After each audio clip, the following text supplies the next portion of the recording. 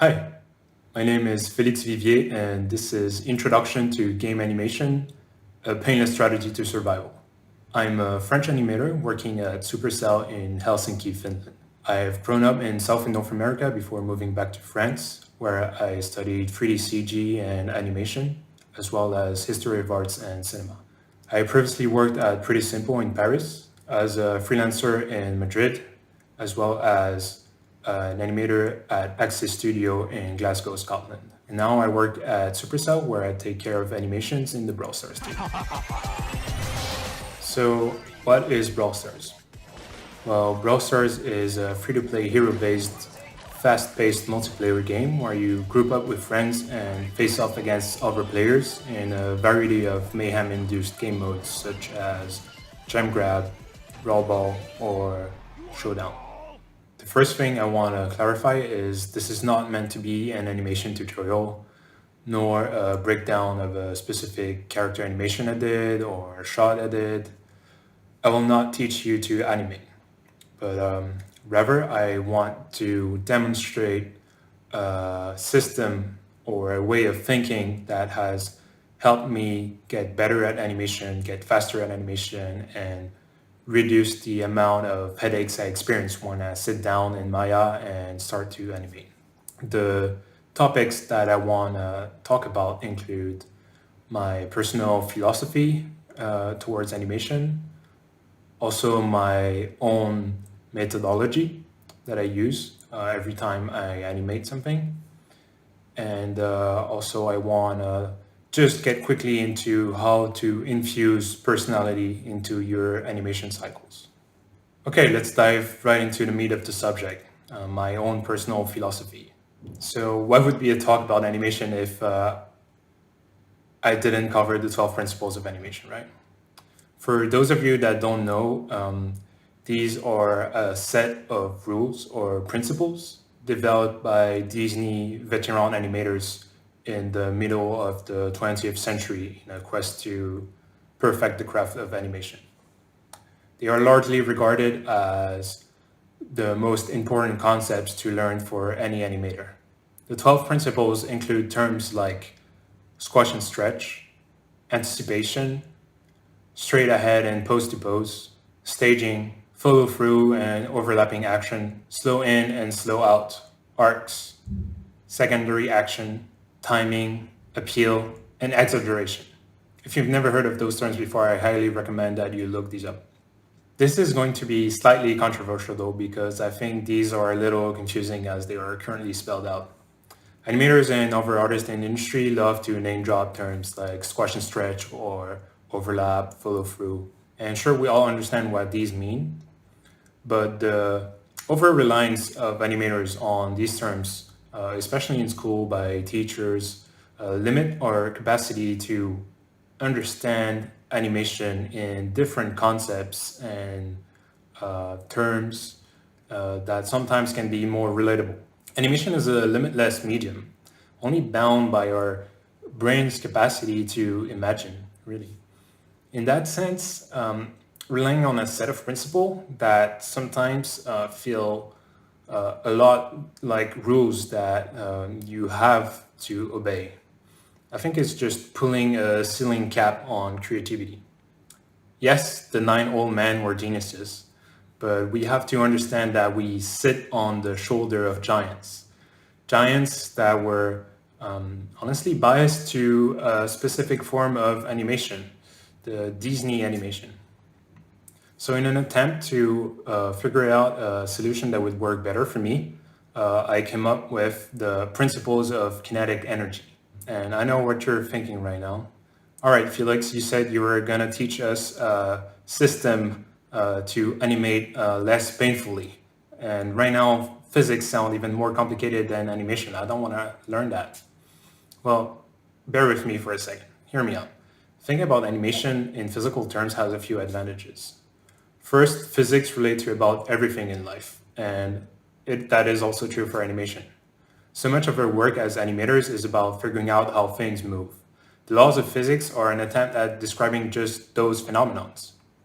Learning about those laws will make your life easier as an animator, as you will have a better frame of reference for any kind of animation that you attempt to reproduce in your cycles or in your shots.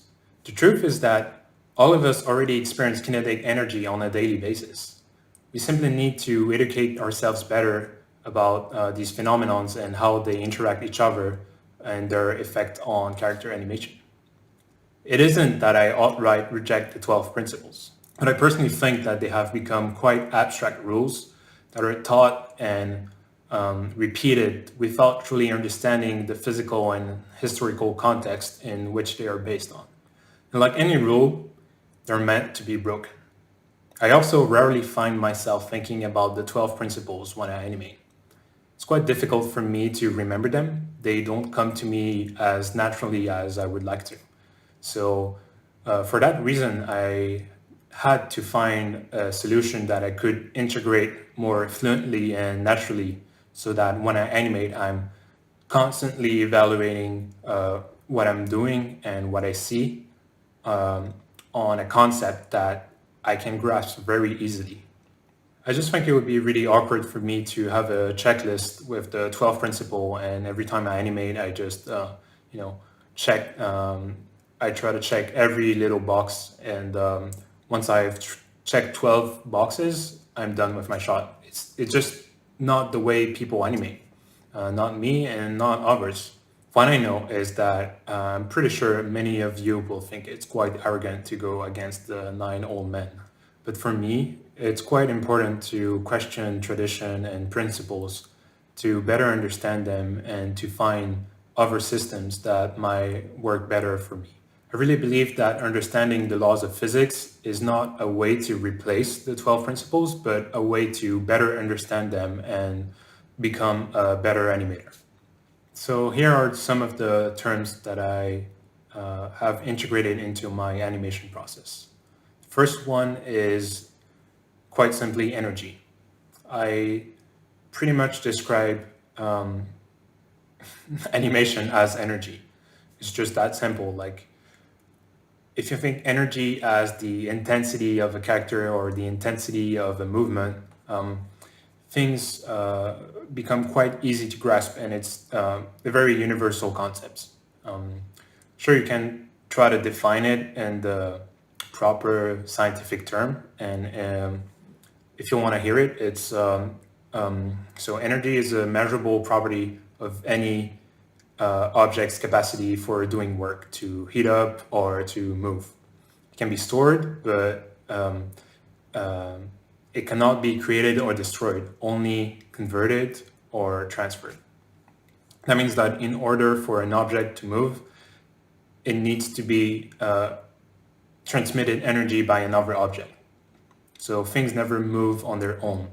There always need to be energy stored somewhere. This is why humans can move, because we eat food and convert that food into energy that we can then use to move our muscle or power or organs. But a piece of rock or a bottle cannot move because it doesn't have any intrinsic energy unless you make it alive. And that is what animation does. Okay, the second concept that I think about often is force. You can think about force as any interaction that change the motion of an object. So if someone is pulling or pushing something, and one of the force that impacts the most our work as animator is gravity, quite simply. It is a force that is always acting, and everything we do, we have to consider the power of gravity. Another term that is quite important for any animator out there is weight. And conveying the feeling of weight is something that is quite hard to do in animation. But if you dig a little deeper into what weight is all about, it all can become easier to add weight to your animation. Weight, as not to be confused with mass, is the force exerted on any object by gravity. For example, if I'm pushing weights, the weight comes from the gravity. It's not that the weight has an intrinsic force that is pulling it downwards. It's that gravity is affecting that object. And the more mass an object has, the more weight it has. But if you're animating things in space, for example, suddenly you're removing gravity out of the equation, and then things don't have weight anymore, but they still have mass. This is where things get slightly complicated. Momentum is a tricky but very useful concept to understand. I think it's very beneficiary to your animation if you can implement that concept. But obviously, I don't think that you need to have a very developed or advanced knowledge about momentum and the law of conservation of momentum. So momentum is mass multiplied by velocity. It's a force with a magnitude and a direction. And what that means is that the more mass a moving object has, the more or the faster it moves, the more force it has. Basically, momentum is the force with which an object is moving. If you think of a bowling ball, it has a large mass. So even if it's not moving that fast, it will have a lot of strength. And the same way that as a baseball has a very small mass, it still can have a lot of force if it's thrown very fast.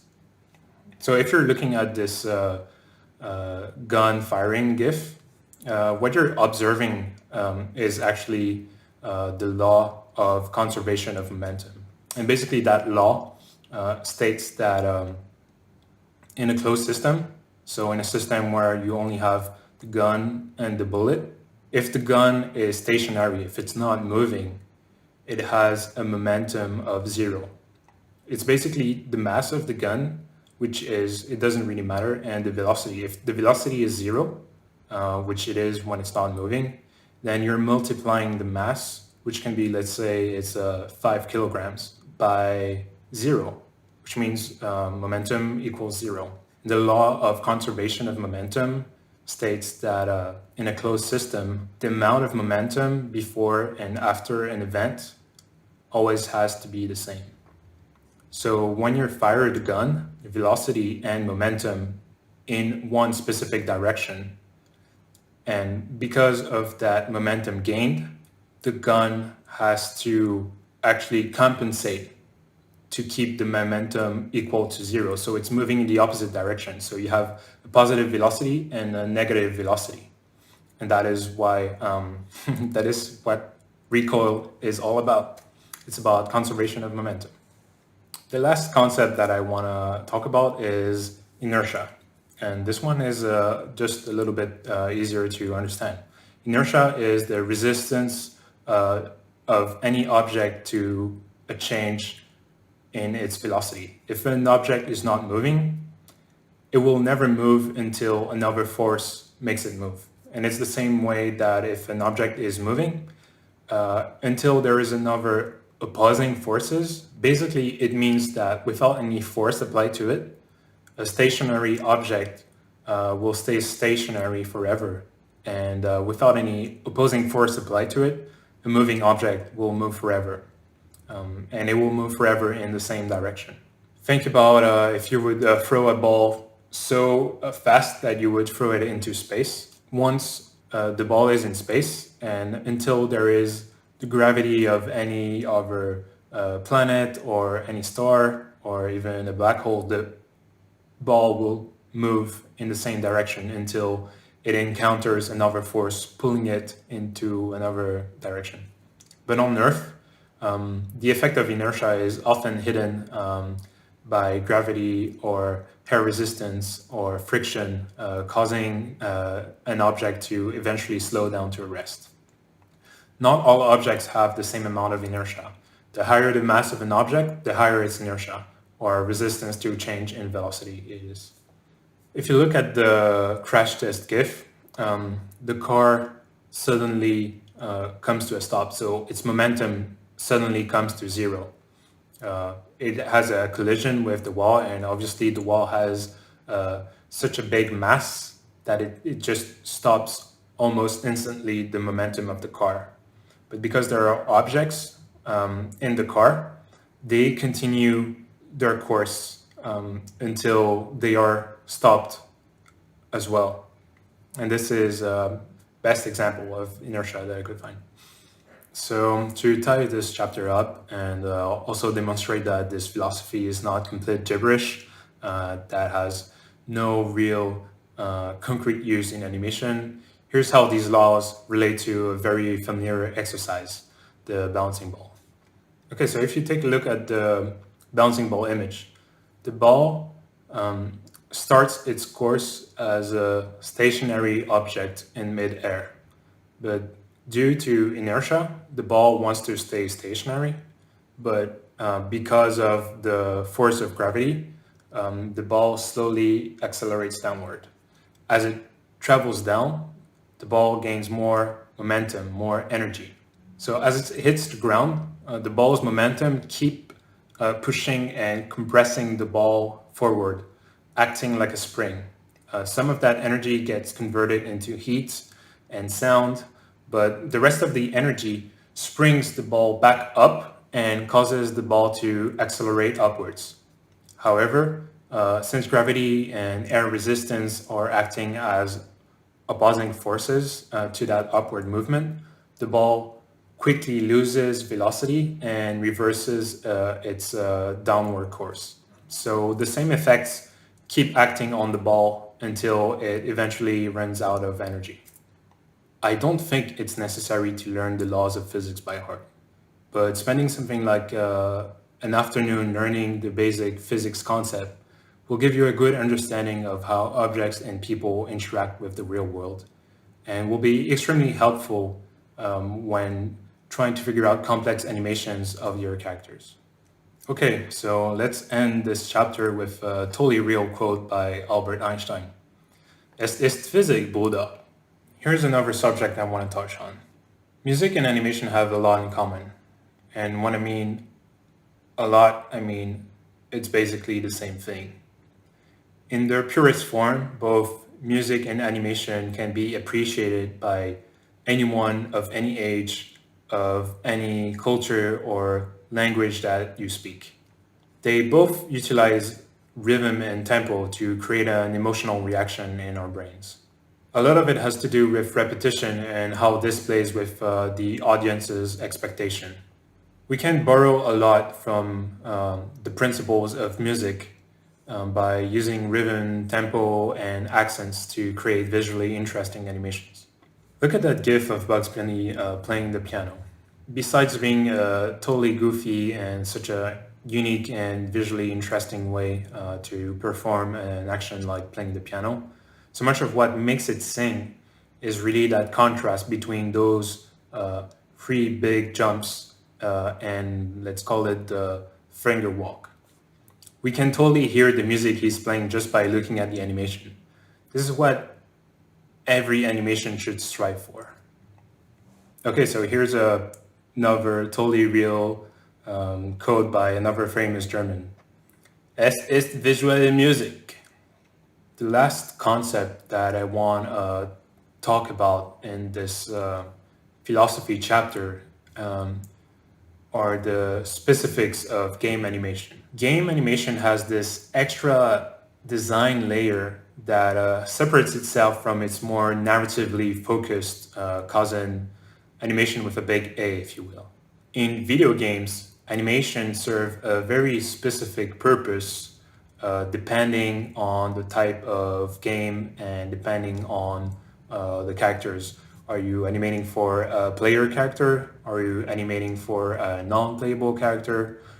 Are you animating VFX? Are you animating UI? There's a lot of different types of animation in games. There are three different concepts when animating for games that I think are important to remember. The first one is responsiveness. When the player inputs a control, you generally want the action to happen almost immediately or at least as fast as possible. Responsiveness is important because it makes the player feel in control and able to react to what is happening in game.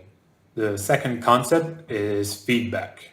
Every time something relevant happens in game, that information needs to be displayed to the player. And more often than not, that information is displayed as animation. Think about every time you hit or get hit in a fighting game. You need to be able to know you have dealt or have taken damage. That information is usually displayed as a mix of animation, VFX, and UI. Feedback is extremely important to be able to react correctly to any action during gameplay. The third and last concept is clarity. Clarity simply means that animation needs to convey information to the player with as little noise as possible to limit confusion. There is no one way to approach game animation, as there are as many approaches as there are types of games. 2D pixel art games will generally have more limited animation where exaggeration and clarity is key to provide the player with enough feedback, whereas more naturalistic AAA games will be much more focused on realistic animation to create immersion and sometimes more willing to compromise responsiveness to give the player a feeling of weight and believability. One thing that will never change, though, is that game animation is heavily driven by design principles. Game animation, like any good design, should be at the service of the user. Functionality first, aesthetic second. I happen to have run out of famous German to quote, so we can move on to the next chapter, which is my methodology and where I try to break down my process of how I animate in Maya. So the first thing I do every time I open Maya is test out the rig. Basically, this is where you open the rig for the first time, you're starting a new animation, maybe you're using a new rig. So in that sense, before animating straight away like a knucklehead, familiarize yourself with the rig. Sometimes features can be hidden inside attributes, inside controllers. That is especially true for some of the most complex rigs out there. So before you animate using a controller because you thought that some feature that you wished you could use wasn't available, where it was just slightly hidden, and now you have to reanimate everything. It's good to just try to figure out everything the rig has to offer. Move every controller. Try out poses just so you can see the range of the rig. This is a perfect time to find out bugs and report them, as well as request new features. Make sure that before you start animating, you have a solid grasp of what you're trying to achieve. You might have a good idea of what you're going to be animating. Maybe it's a baseball swing, or maybe it's a run cycle. But no matter what, it's really hard to animate from your head. So make sure that you use references. Never assume how the body works, and study body mechanics. If you want to animate someone running, make sure that you understand the physical principles of running. Understand where the power comes from, what is leading, what part of the body are used for balance, all that stuff. Get inspiration from multiple ideas and multiple sources. Just want you to take a look at this painting. It's called Las Meninas by Diego Velázquez. Now take a look at this painting. It is also called Las Meninas, but by Pablo Picasso. And take a look at this one as well, and this one as well. If Pablo Picasso uses references, and not only uses references, but use the same reference on 58 different paintings throughout the time of 2 months, you should use references. I'm slightly getting sidetracked here, but just want to show this quote from Picasso when he was asked why did he paint 58 times from the same reference. He said, "I never do painting like a work of art. It is always a search. I'm always seeking, and there is a logical connection throughout the search. This is why I numbered them. I number and date them. Maybe one day someone will thank me for it." Well, just want to say thank you, Picasso. You can find references pretty much anywhere. It doesn't matter where it comes from, as long as it inspires you and that it helps you animate. If you're trying to animate a walk cycle, first thing you should do is type in Google run cycle reference. There's a bunch of different resources. Some are good, some are bad, but it is up to you to kind of filter out all of the content and figure out what is helpful to you. But the best idea is to cross-reference all of these different guides so that you are not taking only from one single source, but you're using multiple sources instead. So this is what you can find on Google. You can also find a lot of animation reference on Pinterest. For example, this is what shows up when you type run reference on Pinterest. You have a lot of posing references, but also a lot of run cycle breakdowns. Also, take a look at YouTube. There's a lot of great videos of real people walking and running from all different kind of angles. I think it's really important to go down to the source sometimes when you're trying to animate someone walking or running, because a lot of those walk cycle references that you can find on Google are people that looked at references of real people and already translated, already made creative choices on how to simplify a run cycle. So sometimes if you really want to go to the essence of a run, it's good to look at real people. You can also look at movies. There's any kind of movie that you find an action that is interesting, save that clip, put it in your library of references, and use it anytime you think that is an opportune moment. Okay, so once you have gathered your references, it's time to start building the first pose. Personally, I like to block my animation in step mode. That means that I remove the computer-generated interpolation between the keys so that I can focus on the posing and on the timing without having any other kind of distraction. I don't want to look poses that I haven't controlled myself. So for example, when I animate a run cycle, I'm always starting from the contact pose. But if I'm animating, for example, a wind animation for Brawl Stars, I often start with the last pose because the last pose is going to be an idle that is going to play in a loop. So I want to make sure that I already know the ending of my animation so that what I animate translates into that last pose. I think the first pose or the contact pose in a run cycle is the most important part of the animation. And I think it's also the most overlooked. Posing in general is the most important task. You can have the best timing in the world, but if your poses are unclear, it's just going to be a confusing mess. So make sure that you take the time to pose your character and that you push that pose as much as possible.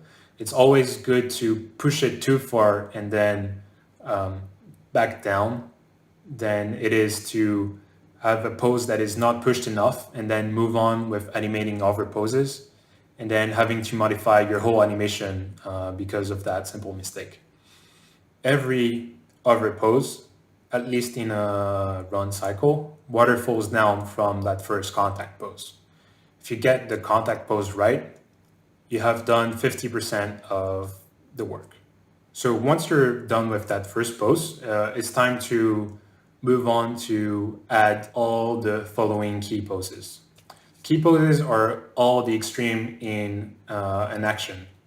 There are generally the contact pose, the hit pose, any change of direction. Think of it as, every time your character extend and compresses. Think of it as squash and stretch, if you will. The key poses, as their name suggests, are the most essential poses for your audience to be able to understand the action that you're animating, without which it would be just impossible to understand what is going on. If you think of a baseball player swinging the bat to hit the ball, the key poses are, when he twists his torso and springs the bat behind his head. This is where he is the most compressed. And then he swings the bat and hits the ball. This is where the arms will be the most extended. And after that, the bat follows through around his body, thanks to conservation of momentum. And this is the body compressing again. So these three moments in time are considered the key poses. Okay, so once you have all of your key poses, you can move on to the breakdowns. Breakdowns are the most important step to break up the linearity between two extremes and make the motion more interesting. Think about breakdowns as trying to answer the question, how does this move from A to B? It is a step that is most important to break up the linearity between two extremes and make the motion more interesting. So if you take a look at point A and point B, where do you put point C?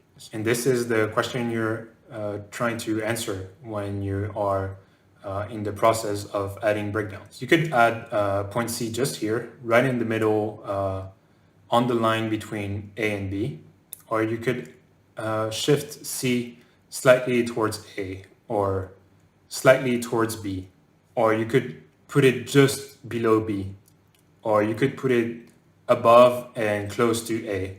There is just no right answer on where you put the breakdown. It all depends on what you're trying to achieve, and it all depends on the style of animation you're doing. If you're doing something more realistic, then your breakdowns are going to try to mimic a more naturalistic way of movement. And generally it's a little bit more smooth and subtle. But if you're doing stylized animation, then this is where you can exaggerate a lot, not only in terms of spacing, but timing as well. Usually adding breakdowns is also a way to try to determine what is leading and what is following. So in the case of baseball, if you look at that GIF, you can see that the hips are initiating the swing. The hips are leading the motion. This is where the power comes from. And that power gets transmitted upwards to the chest. And then that power gets transmitted to the arms and then to the bat. It's like a spring uncoiling from the bottoms up. So adding breakdowns mean that between point A and point B, you're deciding which part of the body is moving first. So once you're done with your breakdowns, it's usually time to spline your curves. That means converting your keys from step mode to spline.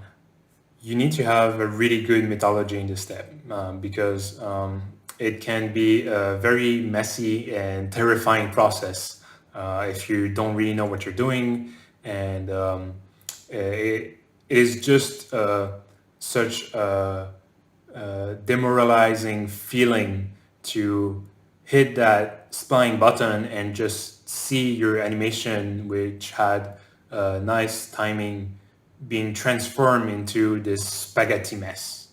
You can have rotation issues, you can have gimbal lock issues. things can start to feel floaty, and all of that is because the computer is assuming a lot of information or a lot of data on how does things are moving from point A to point B.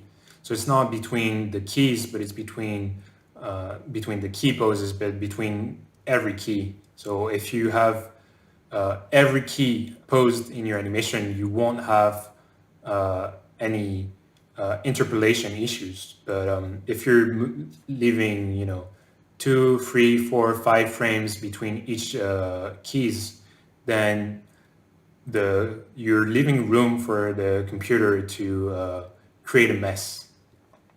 Demonstrating how I would solve all of the issues that can happen when you transition from step to spline would be, I think, out of the scope of this talk. It really needs its own video.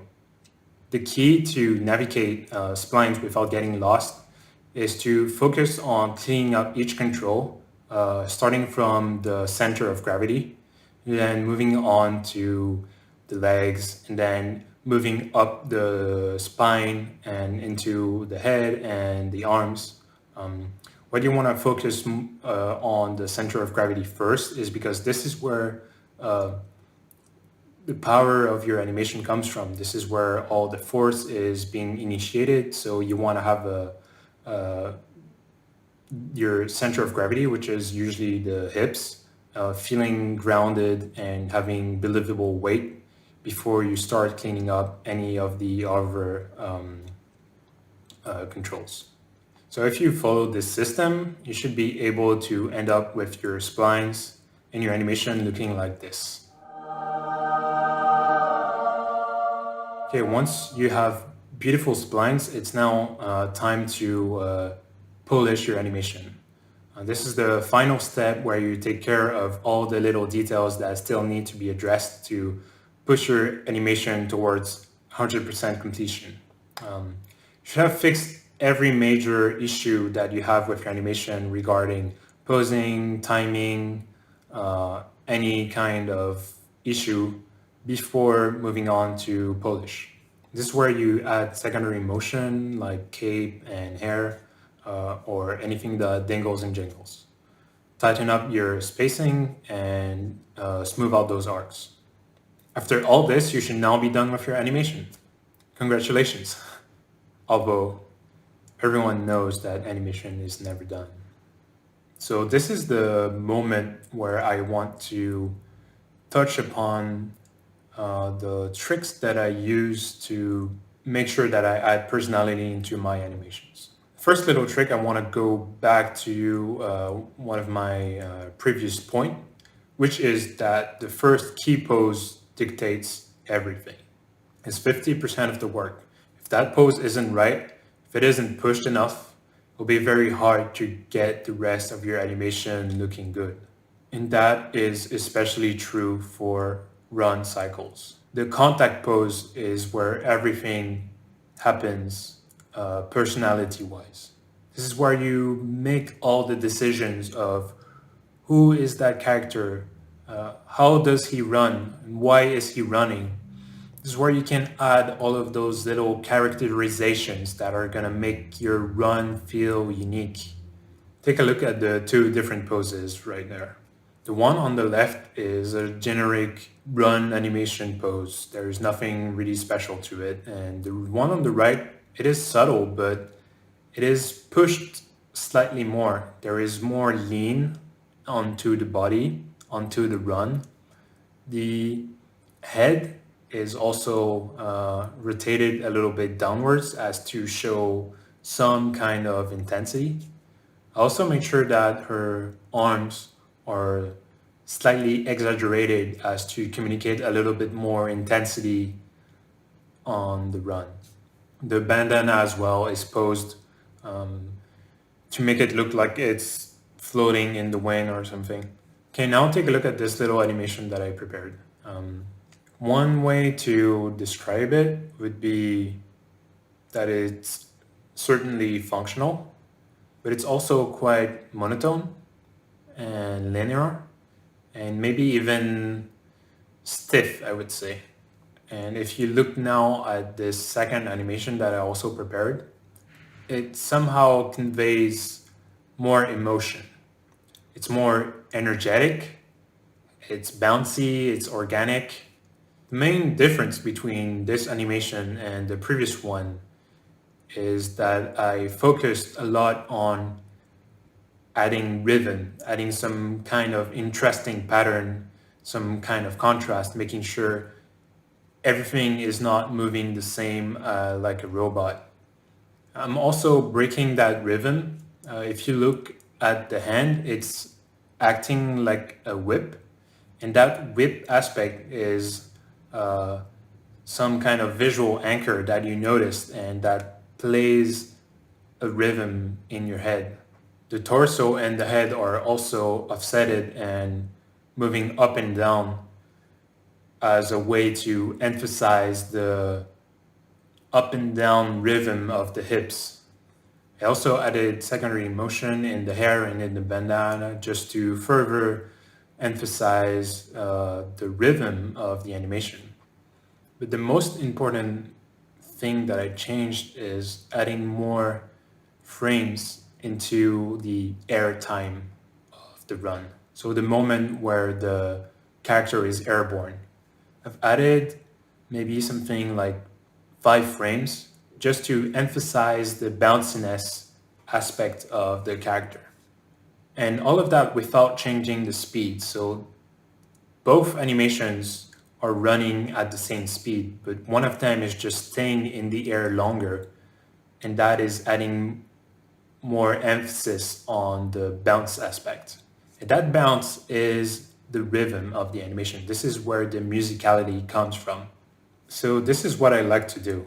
I like to add musicality and rhythm into animations anywhere I can. The same way a film score gives distinct musical patterns to different characters. Darth Vader or Indiana Jones can solely be identified by their respective melodies.